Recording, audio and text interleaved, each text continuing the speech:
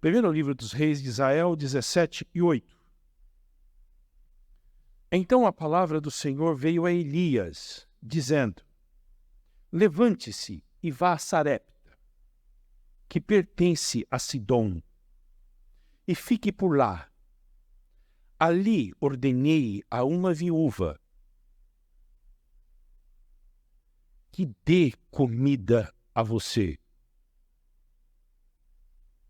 Que dê comida para você, me desculpe. Então ele se levantou e foi a Sarepta. Chegando ao portão da cidade, encontrou uma viúva que estava apanhando lenha. Ele a chamou e lhe disse: Por favor, traga-me um pouco de água numa vasilha para que eu possa beber. Quando ela já estava indo buscar a água, Elias a chamou e lhe disse: Traga-me também um bocado de pão, por favor. Porém ela respondeu: Tão certo como vive o Senhor, seu Deus, não tenho nenhum pão assado. Tenho apenas um punhado de farinha numa panela e um pouco de azeite num jarro. E como você pode ver, apanhei 2 pedaços de lenha e vou preparar esse resto de comida para mim e para o meu filho. Vamos comer e depois morreremos de fome. Elias disse a ela: Não tenha medo.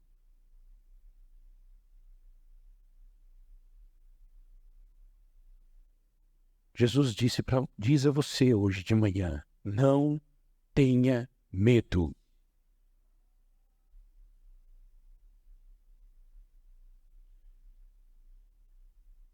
Vá e faça o que você disse. Mas primeiro, faça um pãozinho para mim. Até o profeta Elias gostava do tal do pãozinho. Com a manteiga, assim, um cafezinho quente. Até ele. E a gente não pode comer. Quem engorda?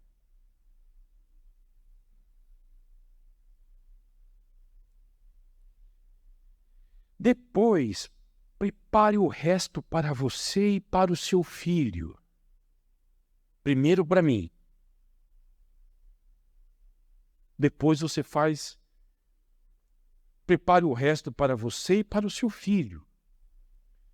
Porque assim diz o Senhor, Deus de Israel: a farinha da panela não acabará, e o azeite do jarro não faltará, até o dia em que o Senhor fizer chover sobre a terra.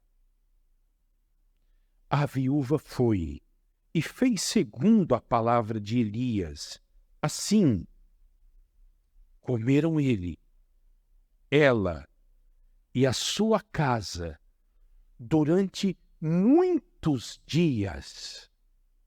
A farinha da panela não acabou, e o azeite do jarro não faltou, segundo a palavra do Senhor, anunciada por meio de Elias. Fique com o dedinho aí em 1 Reis e vá comigo em Evangelho de Lucas, capítulo de número 4.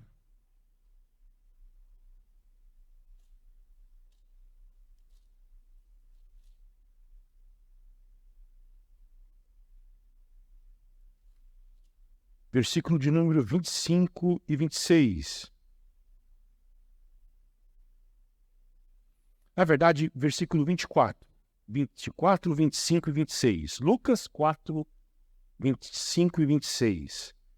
E Jesus prosseguiu: De fato, afirmo a vocês que nenhum profeta é bem recebido na sua própria terra. Na verdade, lhes digo que havia muitas viúvas em Israel no tempo de Elias, quando o céu se fechou por 3 anos e 6 meses, reinando grande fome em toda a terra. E Elias não foi enviado a nenhuma delas, a não ser a uma viúva de Sarepta de Sidom. Amém. Vamos orar? Pai, estamos aqui para glorificar o Teu nome e para desfrutar de Ti também, Senhor. Glorifica o Teu santo nome nesta manhã. Dá-nos da Tua graça, ao ponto da gente glorificar ao Senhor, se prostrar diante de Ti, confiar em Ti, louvar o Senhor, Te bendizer, confessar os nossos pecados e sairmos daqui, Senhor, desafiados para a nossa missão nesta cidade, cheios do Espírito Santo. Desfaça o nosso orgulho, tira a nossa incredulidade, santifica-nos, purifica-nos. Alcance as nossas crianças, alcance os nossos adolescentes, alcance os que estão, Senhor, fracos na fé, os que estão tristes e abatidos, os que não têm mais esperança. Alcance também os apáticos, ó Deus, os indiferentes, os acomodados. Incendeie o nosso coração. Nós te pedimos isto, em nome de Jesus. Amém. Elias foi um dos grandes profetas de Israel, queridos. Um dos homens singulares da Bíblia. E o profeta Tiago diz que ele foi um homem semelhante a nós. Isso é Tiago 5,17. Nada diferente do que nós somos. Elias foi um homem semelhante a nós. Ufa! Como que ele foi semelhante a nós? Ele fez coisas extraordinárias. Aliás, esse foi um dos homens que não morreu. Deus levou ele vivo para viver com ele. E a Bíblia diz que ele foi um homem semelhante a nós. Este homem Deus levantou para anunciar uma mensagem de juízo à nação de Israel. Porque Israel se afastou muito de Deus. Não se esqueça disso. Quando a igreja se afasta muito dele, Deus anuncia juízos para trazer de volta o seu povo para perto de si. E o juízo foi fechar os céus por 3 anos e 6 meses, como Jesus disse, impedindo que a chuva caísse. A ausência de chuva naquele tempo em Israel não era uma mudança climática. Era sinal do juízo de Deus. Porque Israel foi atrás de outros deuses. E por causa disso, Deus vivo e verdadeiro ensinou algumas lições a Israel numa linguagem que Israel poderia entender.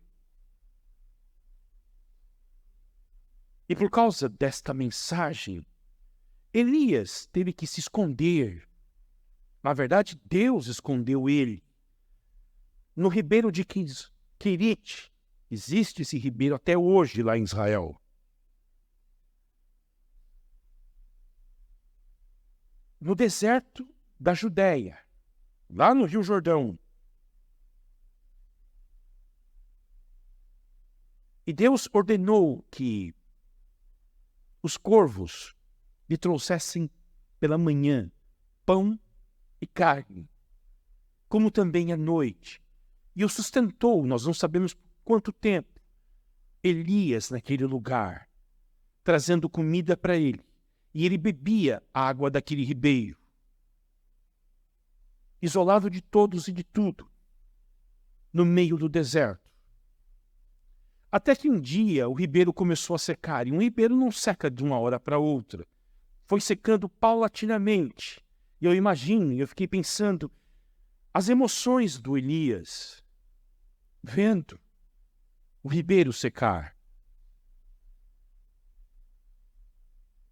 Cada vez mais o volume de água diminuindo. Seca em Israel, não chove.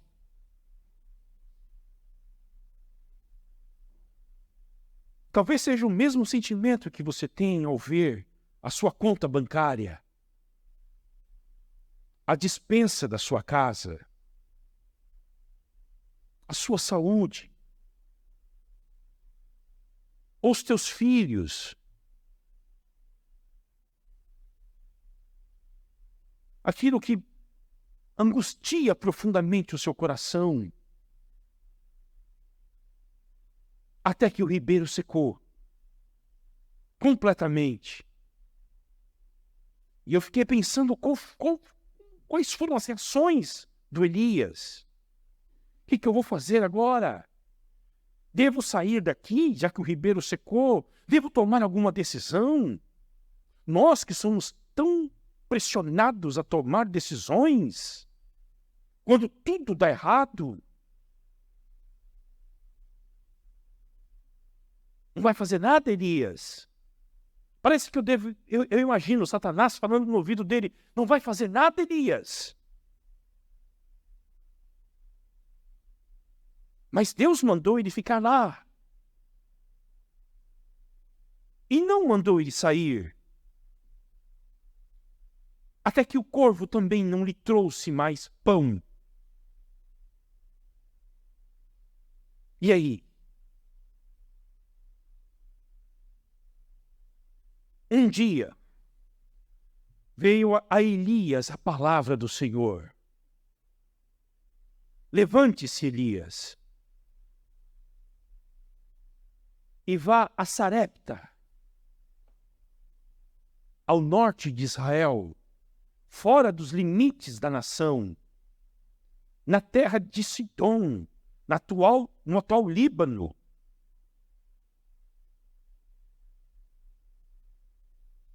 E o que nós sabemos sobre este lugar?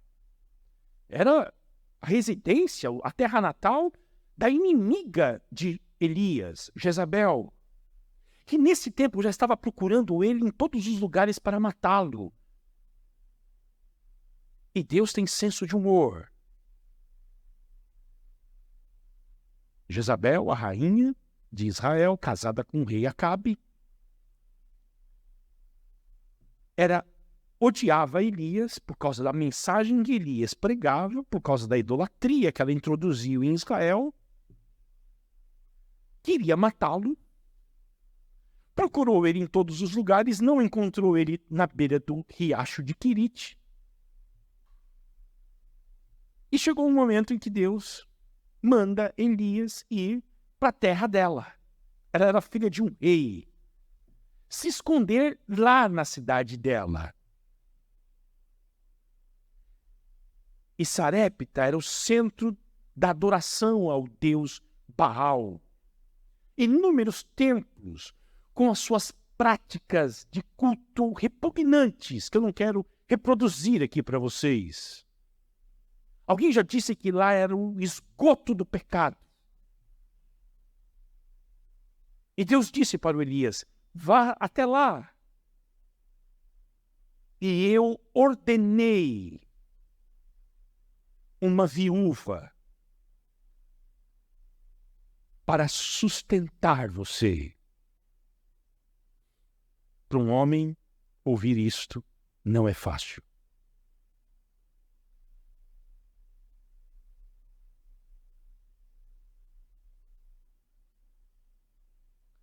Anteriormente ele era sustentado por quem? Quem levava a comida para ele? Um corvo, um pássaro. Agora é uma viúva. Seria melhor se fosse o presidente da sociedade industrial de Sarepta. E a gente podia entender. O cara mais rico da cidade. Uma viúva. Ah, mas é a viúva do empresário mais rico? Como Calvino, que casou com uma viúva rica? Não.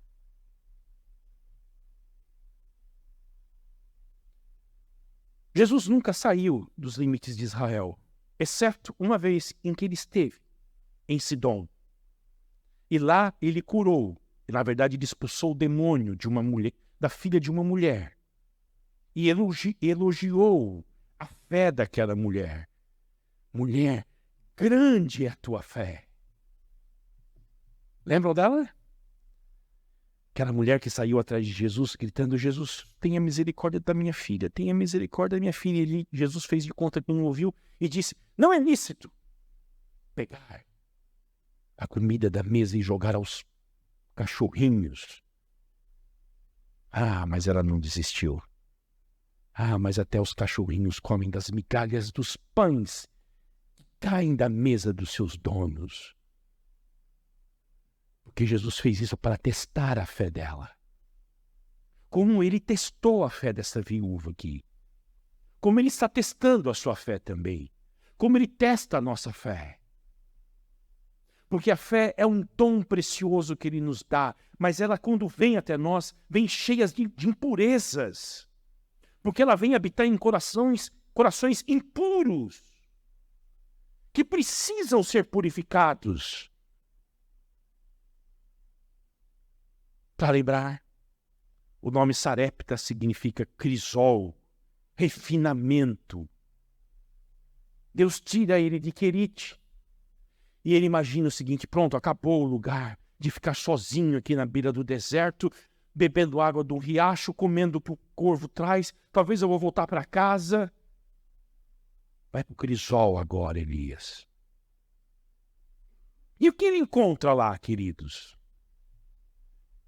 O que nós podemos aprender com a ida de Elias, que não é uma ida qualquer? Vocês viram Jesus falando. Ele é o primeiro missionário da história de Israel, o primeiro homem a cruzar as fronteiras de Israel para ir a um país estrangeiro.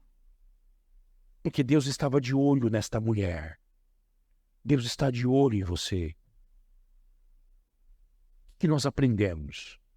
Em primeiro lugar, nós aprendemos acerca da doutrina da providência de Deus. Eu vou repetir.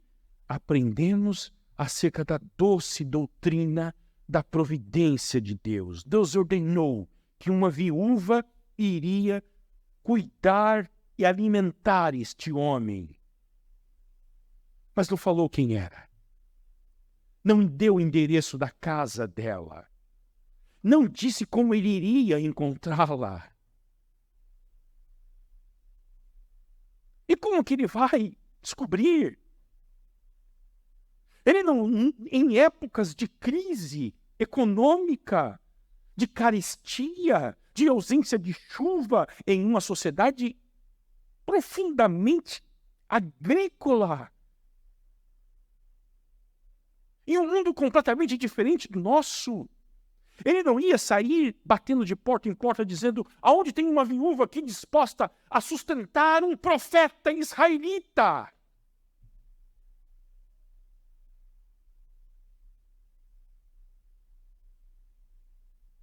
E o que é essa doutrina da providência de Deus? Os nossos antepassados, lá na Inglaterra, disseram o seguinte: a doutrina da providência de Deus é a sua muito santa, sábia e poderosa maneira de preservar, governar todas as suas criaturas e todas as suas ações para a sua própria glória. Tudo o que as pessoas fazem no mundo, todas as ações de todas as criaturas, de um pássaro, de uma borboleta, de um réptil,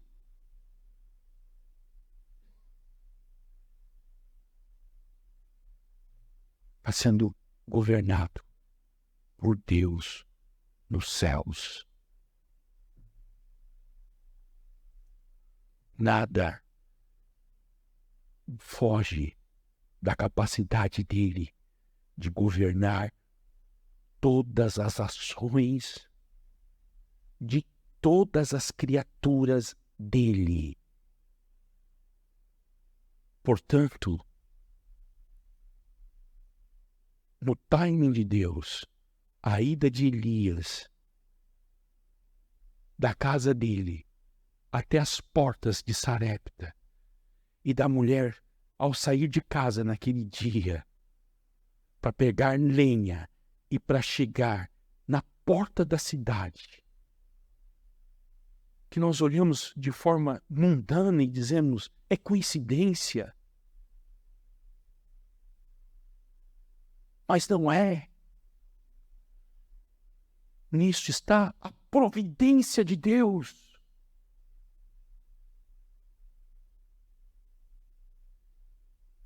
Deus fez com que Elias se encontrasse com aquela mulher na porta daquela cidade e perguntasse para ela, pedisse para ela, você pode me trazer um pouco de água?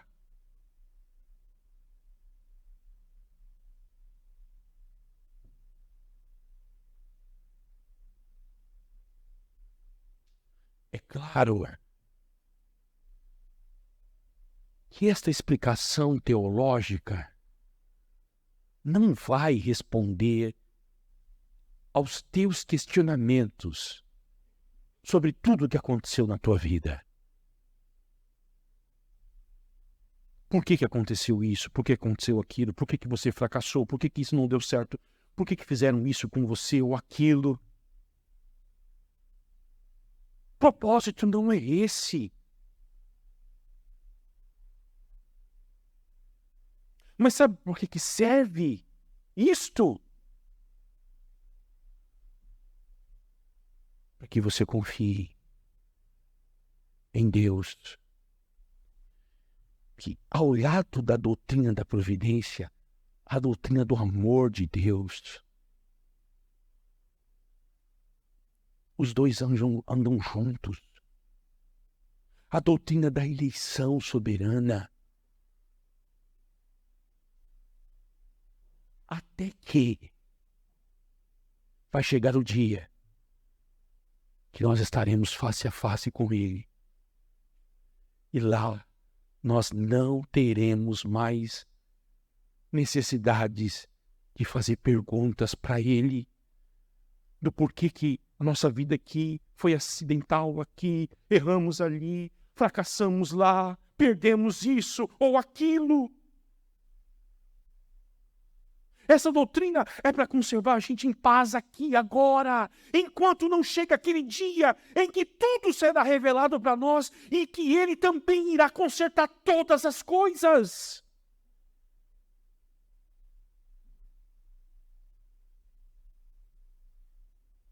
Doce providência de Deus. É a incredulidade da igreja acreditar que Deus não está presente em todas as coisas das nossas vidas, das maiores às menores. Jesus Cristo disse que Ele veste as ervas do campo. Se Ele está preocupado com as ervas do campo, como Ele não estará preocupado com a sua vida?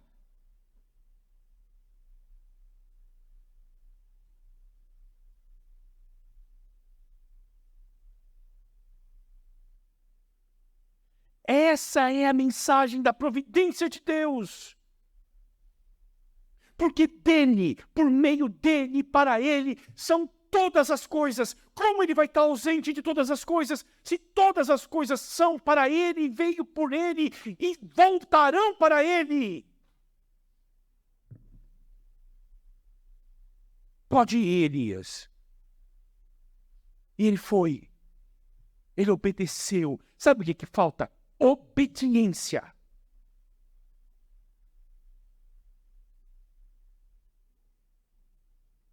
Se a gente não obedece nas coisas simples, irmãos, não vai obedecer nas coisas maiores.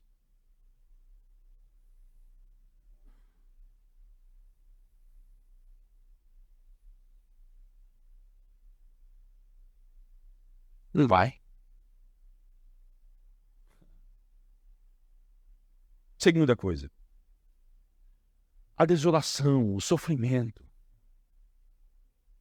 Né? Ele chega lá e encontra o quê? Terra arrasada. Como eu falei, não foi enviado a uma viúva rica. Porque essa é a lógica humana. E nós temos uma ideia muito errada. Nós acreditamos porque acreditamos no seguinte: se eu estou no centro da vontade de Deus, aonde eu for vai dar tudo certo para mim. Não é? Fala a verdade, não é assim que a gente acredita? Ah, Deus me enviou lá para Sarepta. Então, Sarepta vai ser a Beverly Hills. Encantada. Lá, vou surfar no paraíso. Não vai ter nada de ruim. A viúva que ele vai mandar para lá, vai ser, a viúva... Como é que é o nome do cara da Amazon? Jeff Bezos. Vai ser a viúva dele, cara. O homem mais rico do mundo. Não que ele morreu, não quero nem que ele morra, tá bom? Quero que ele aceite Jesus, mas é o homem mais rico do mundo, não é? Então, você vai para o antro do pecado e você vai para a casa da mulher mais pobre da cidade, Elias. Ah, é a estranha maneira de Deus agir. É a estranha maneira de Deus agir. É a estranha maneira onde Deus nos coloca. É a estranha maneira onde Deus nos coloca. Para que a luz brilhe. Para que a fé floresça. E o que ele encontra lá? Ele encontra uma mulher desesperada, uma mulher desolada. Tão certo como vive o Senhor seu Deus, não tenho nenhum pão assado, tenho apenas um punhado de farinha numa panela e um pouco de azeite no jarro. Vamos comer e depois morreremos de fome. Assim é o estado do mundo, sem esperança. Pessoas resignadas, pessoas sem esperança. E eu espero que você não esteja assim nesta manhã.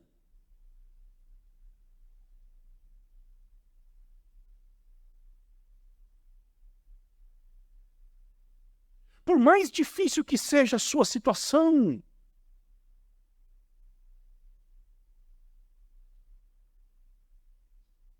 por mais escura que seja as nuvens sobre você, que você encontre esperança hoje em Cristo Jesus. Por quê? Porque lá em Sarepta não tem esperança. Baal é incapaz de promover esperança para os seus adoradores. Ele promete muita coisa, mas ele é incapaz de cumprir. Entretanto, há um Deus nos céus, que é o Deus de toda esperança, e que nos enche de esperança nele, e nos dá forças para esperar de que o amanhã será diferente. Agora, você precisa saber como que eu vou encontrar esperança em Deus. Abra sua Bíblia rapidamente comigo em Romanos capítulo 15.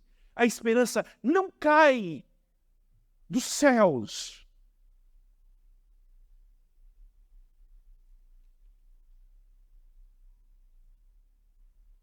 Enquanto você está sentado no sofá assistindo Netflix. Tá bom? Romanos capítulo 15, versículo de número 4.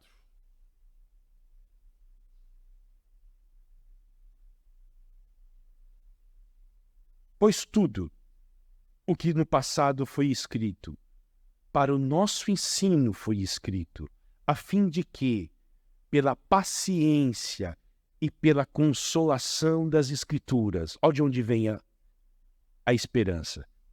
Paciência e consolo de onde? Das Escrituras. Tenhamos esperança. Amém? No mesmo capítulo, versículo de número 13. E o Deus da esperança. Em Sarepta não se conhece a esperança, porque lá é Baal. No mundo não se conhece a esperança, por quê? Porque os deuses do mundo quais são? Sexo, prazer, dinheiro, o Estado, o mercado, bolsa de valores. Esses deuses são incapazes de oferecer esperança. Mas o Deus da Escritura, ele é chamado de o Deus da esperança. Encha vocês, quando o Deus da esperança enche a gente das Escrituras, querido, a nossa mente, o coração, o que acontece conosco? Alegria e paz na fé que vocês têm, para que sejam ricos de esperança no poder do Espírito Santo. Começa com as Escrituras.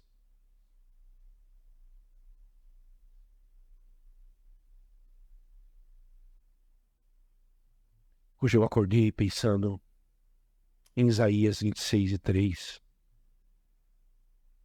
Porque eu fiquei pensando, se fosse eu vendo o riacho secar, como que eu ia reagir?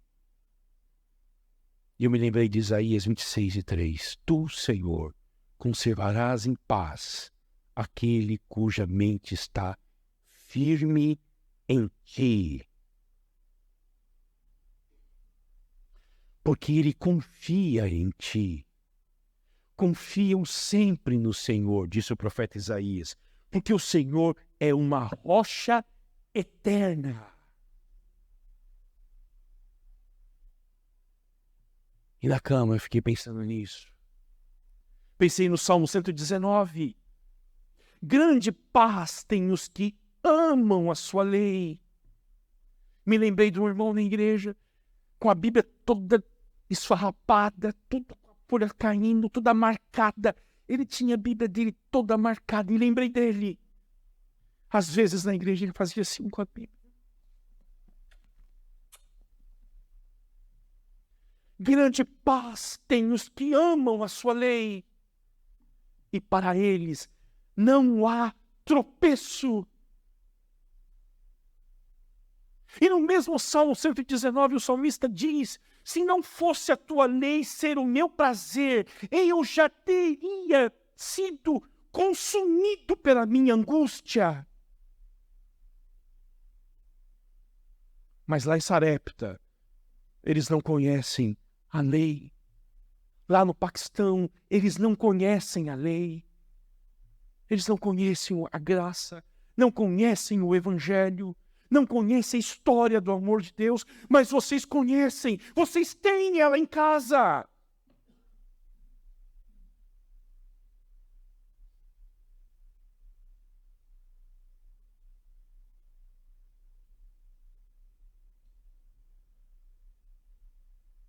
O tempo está acabando. O que ele encontra mais lá em Sarepta? Desconhecimento de Deus. Total. Total.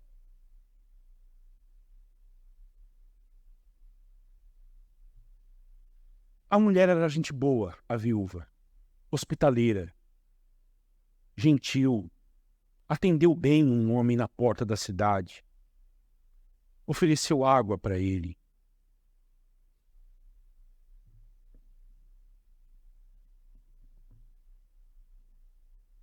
Mas ela não... Era gente boa, gentil.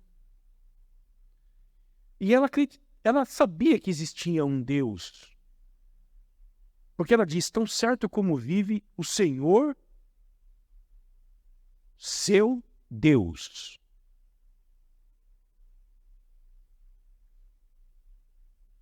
Então ela acreditava que existia um Deus. Isso não é suficiente. Ser gente boa, ter uma moral legal, tratar bem as pessoas, tem que tratar, tá bom? Ser educado, cortês. E acreditar também em Deus, mas não é suficiente. precisa de algo mais. Ela precisava se apropriar desse Deus. Ela precisava dizer: esse Deus é meu. Eu sou do meu amado e o meu amado é meu. Porque o Martinho Lutero disse que o cristianismo é, sobretudo, uma religião de pronomes pessoais. O apóstolo Paulo, preso em Roma, quando ele escreve para a igreja de Filipos, ele diz: e o meu Deus, segundo as suas riquezas em glória, há de suprir abundantemente todas as suas necessidades. Meu Deus, meu. Ela não fala isso. Que vocês nunca acreditem que uma pessoa acreditar que existe um Deus, vir na igreja, ser uma boa pessoa, isso é suficiente. Isso não vai levá-la para o céu. Ela precisa ter uma fé pessoal nesse Deus. Ela precisa crer em Jesus Cristo. Ela precisa nascer de novo. Ela precisa ser incorporada à família de Deus, que é a sua igreja, o povo de Deus. Ela precisa fazer parte deste rebanho do Senhor Jesus Cristo. Ela precisa se arrepender dos seus pecados. Ela precisa professar a sua fé. Ela precisa ser batizada. Ela precisa carregar a sua cruz e crer no Senhor Jesus Cristo.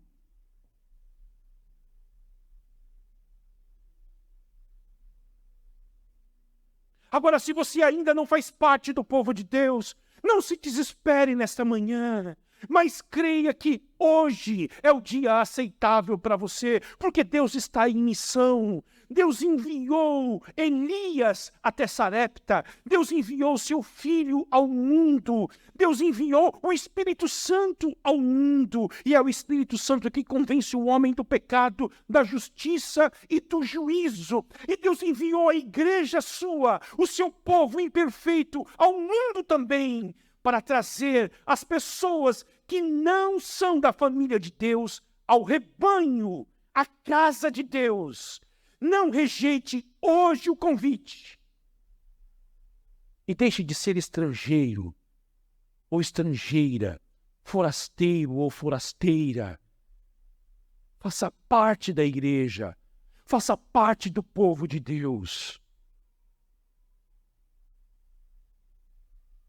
Por último, queridos, essa mulher experimentou um milagre extraordinário.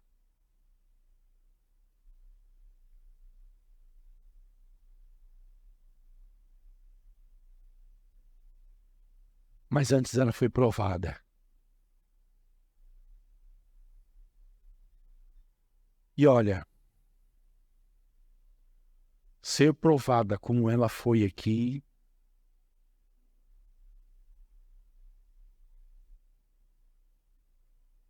eu só tenho um pouco de comida.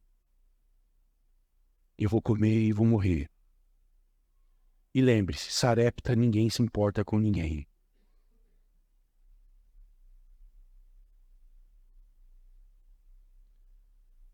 Você vê o quanto uma sociedade se afasta de Deus é quando uma pessoa chega a uma situação como essa.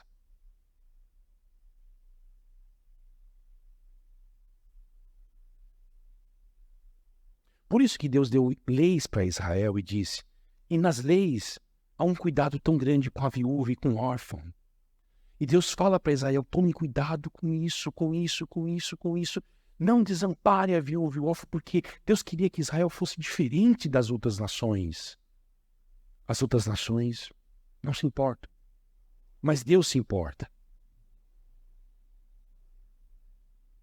Mas Deus não deixa de provar o coração da viúva.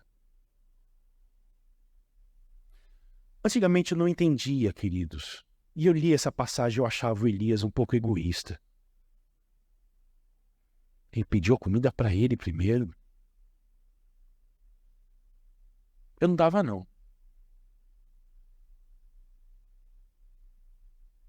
Eu só ficava relutando. Né? Ficava para mim, uma criança, pô, um filho da mulher, né? esse jeito humano da gente ler a Bíblia. O problema das pessoas com a Bíblia é que eles leem a Bíblia do jeito humano. Lutero já dizia isso. Lutero dizia o seguinte: os seus pensamentos sobre Deus são humanos demais. Por isso que você não gosta da Bíblia. Mas no fundo Deus estava provando essa mulher. Eu quero ver se você vai confiar em mim. De verdade. E é o que Deus está fazendo com você todos os dias.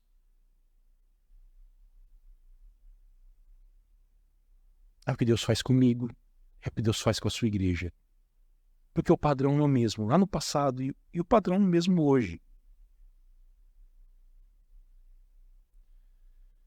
Quando Deus nos pede, queridos, para contribuir no reino dele financeiramente,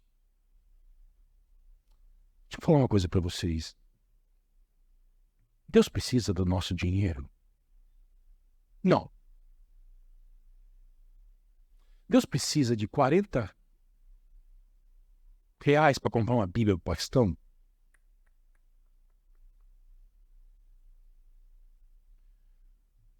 Quanto está o aluguel aqui, Kleber? Já estamos pagando o preço? Ainda não, né? Preço cheio? Mas vamos pagar, né? Deus não precisa, queridos. Ele é o dono dessa cidade. Se não estivesse gravando, eu ia contar um negócio. Mas tá, não posso contar. Mas ele pede, sabe por quê? Provar a nossa fé. E se a gente confia nele mesmo? E se a gente não confia nas coisas pequenas?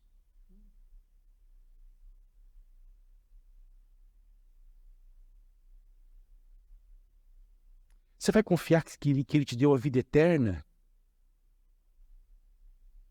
Se você não confia em ser fiel a ele, no que ele pede para você, que nem é teu, é dele. Não.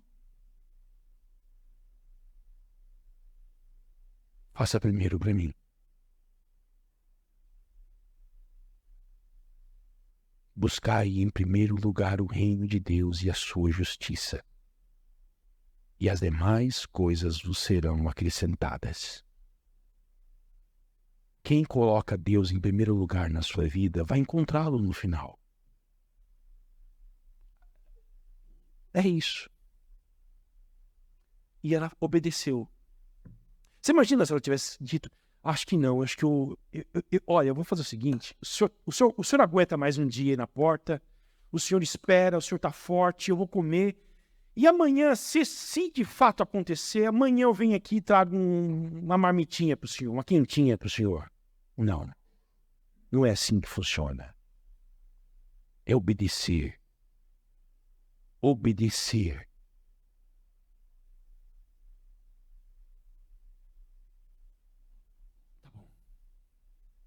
Olha o que o texto diz.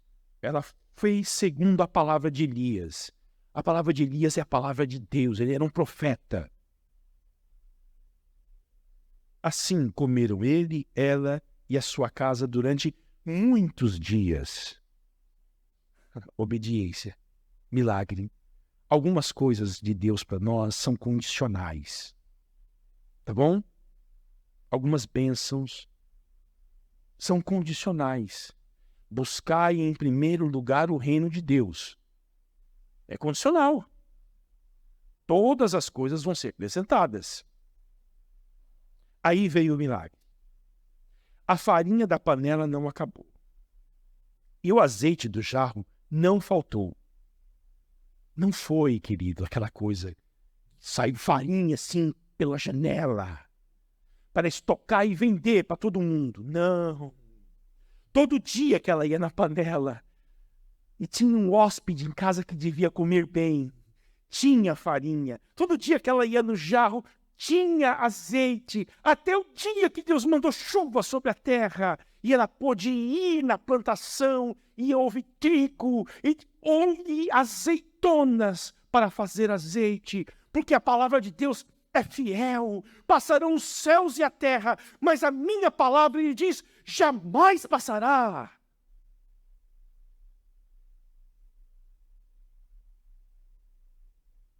O pão nosso de cada dia dá-nos hoje. O pão de hoje dá-nos hoje. O pão de amanhã a tua providência trará. O pão de hoje, é isso aqui que aconteceu. O pão de hoje, Elias. Vamos comer. E ela teve a alegria de ter um profeta na casa dela, com um filho dela. E eu imagino as refeições que essa mulher teve com Elias em casa. Ele falando sobre os atos de Deus, sobre a história de Deus com ela. Tudo porque ela se prontificou a dar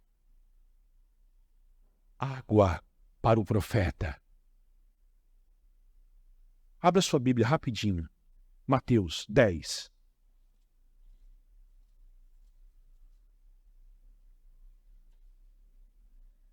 Versículo 42. 40.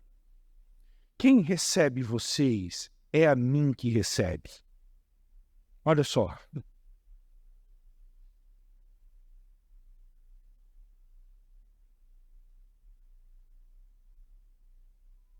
E quem recebe a mim, recebe aquele que me enviou, o Pai. Quem recebe um profeta no caráter de profeta, receberá a recompensa de profeta. Ela ia morrer, moribunda. Recebeu um profeta. Quem recebe um justo, no caráter de justo, receberá a recompensa de justo. E quem der de beber, ainda que seja um copo de água fria, a um destes pequeninos, por ser este meu discípulo, em verdade lhes digo que de modo nenhum perderá a sua recompensa. Aqui. Dê e Deus te devolverá. Porque Deus não vai ficar devendo nada para ninguém. Jesus é o pão vivo que desceu dos céus. É Ele que alimentou esta viúva.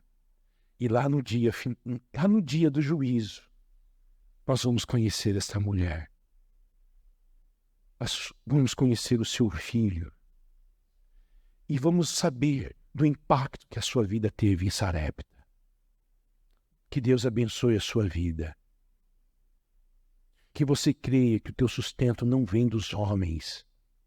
O teu sustento vem de Deus. Que você creia que Deus pode usar pássaros, viúvas, pobres. Deus pode usar os meios mais diversos para cuidar de você. Que tudo vem dele, por meio dele, e tudo é para ele, e a ele a glória para todo sempre.